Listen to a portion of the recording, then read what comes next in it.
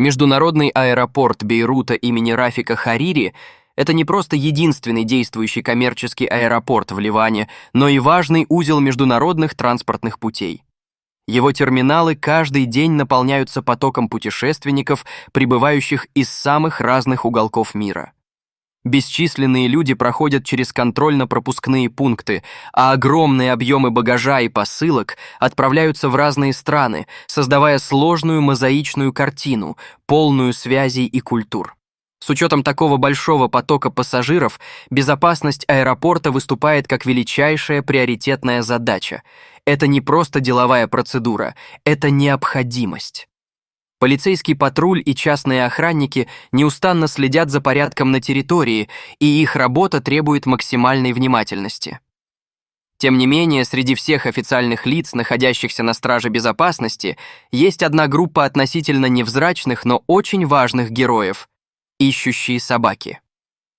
Эти преданные животные, специально обученные для обнаружения подозрительных пакетов или багажа с запрещенными предметами, ежедневно делают свою важную работу. Они не просто подают голос, они имеют способность выявлять наркотики, деньги и другие незаконные элементы гораздо быстрее и эффективнее, чем люди. Их чуткие носы и преданность делу делают их незаменимыми партнерами для полицейских. Офицеры прекрасно знают, как расшифровывать сигналы, которые подают эти удивительные четвероногие помощники. Например, если собака-ищейка начинает настойчиво обнюхивать сумку или указывает носом на неподвижного человека, это верный знак того, что нужно провести проверку. Простой, но результативный механизм. Во время одного из их регулярных обходов аэропорта собака по имени Луна сконцентрировалась на различных предметах багажа.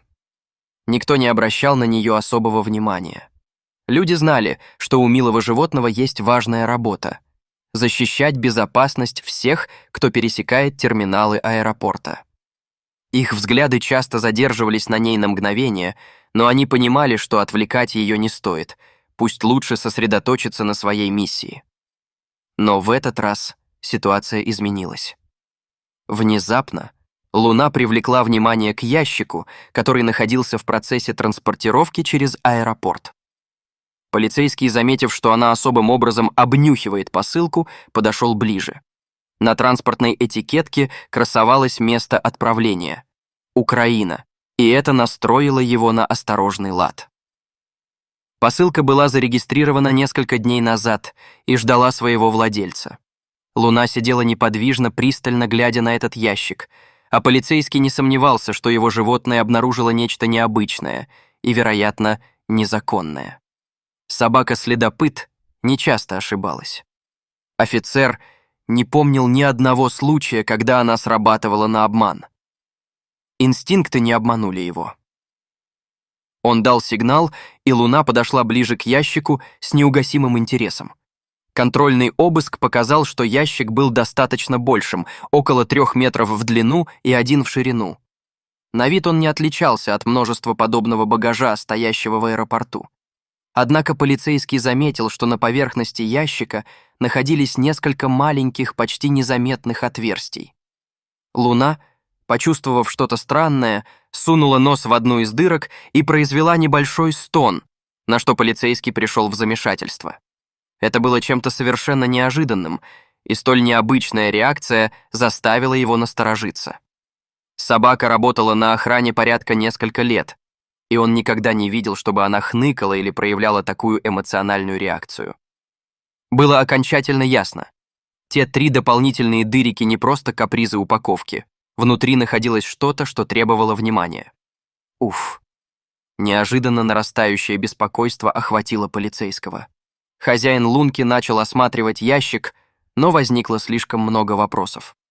Вот и остальные полицейские и сотрудники аэропорта собрались вокруг, подняли ящик с пола и аккуратно поставили его на стол.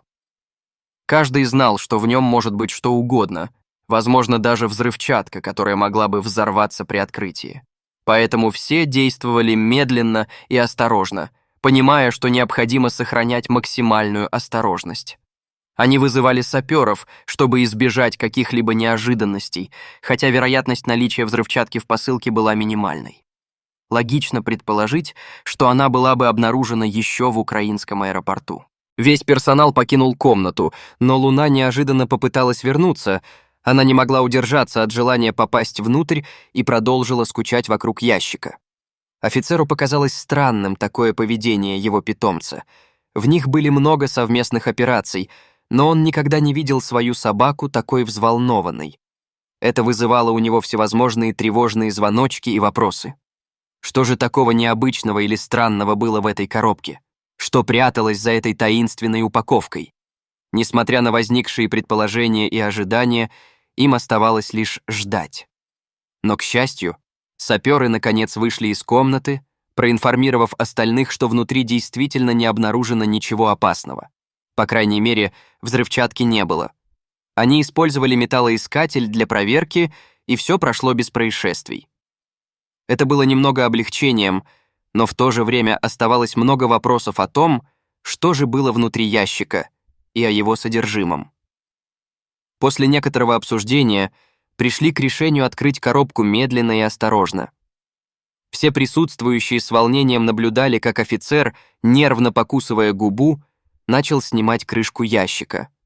Чувства ожидания нарастали. Наконец, когда они открыли коробку и заглянули внутрь, их охватило удивление и шок от увиденного. За все годы работы на этой должности офицер повидал множество вещей: наркотики, деньги, взрывчатку и разнообразную контрабанду, но никогда не сталкивался с тем, что увидел сейчас. Внутри ящика сидели 3 тигренка, пальчики которых были замотаны в опилки. Они выглядели невероятно маленькими, слабыми и напуганными. Было очевидно, что их держали запертыми в коробке в течение долгого времени, из-за чего они страдали и паниковали от ограниченного пространства. Теперь все стало на свои места. Оказалось, что звуковая реакция Лунки не была безосновательной. Испуганные тигренка замерли.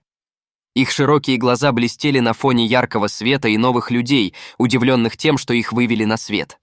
Наблюдая, полицейские увидели, в каком состоянии находились животные. Загадка оставалась открытой.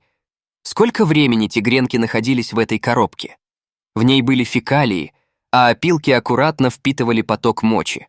Да и сам ящик выглядел изношенным, покрытым пылью и ужасом, в котором громоздились паразиты и черви. Удивительно, что никто раньше не заметил эту коробку среди потока багажа. Вскоре была вызвана защита животных, и 3 бедных тигренков забрали, доставив в приют, где им оказали необходимую медицинскую помощь и заботу. На какое-то время казалось, что бедные животные не смогут пережить своих мучительных испытаний. Но, к счастью, это было маленькое чудо. Все 3 тигренка, 2 милые девочки и 1 храбрый мальчик по имени Майя, Таня и Антон выжили и даже начали восстанавливаться. Более того, они остались вместе и не разлучены, что добавило каплю счастья в их новую жизнь. Полиция начала расследование и установила, что тигрята были отправлены зоопарком из Украины. Эти маленькие создания принадлежали к помету из 12 щенков, и хотя хорошо, что эти 3 выжили, тайна их братьев и сестер, похоже, оставалась неразрешенной. Директор зоопарка оказался под следствием, был арестован, обвинен и приговорен к длительному тюремному заключению за свою гуманитарную преступность. Все это произошло благодаря неусыпному труду полицейской собаки-ищейки, которая просто выполняла свою работу и в конечном итоге внесла огромный вклад в спасение этих беззащитных животных. Луна была щедро вознаграждена за свою преданность, ее немалые усилия не остались незамеченными. Офицеры ласково погладили ее и поблагодарили за работу, пообещав, что больше не будут оставлять важные вопросы без внимания.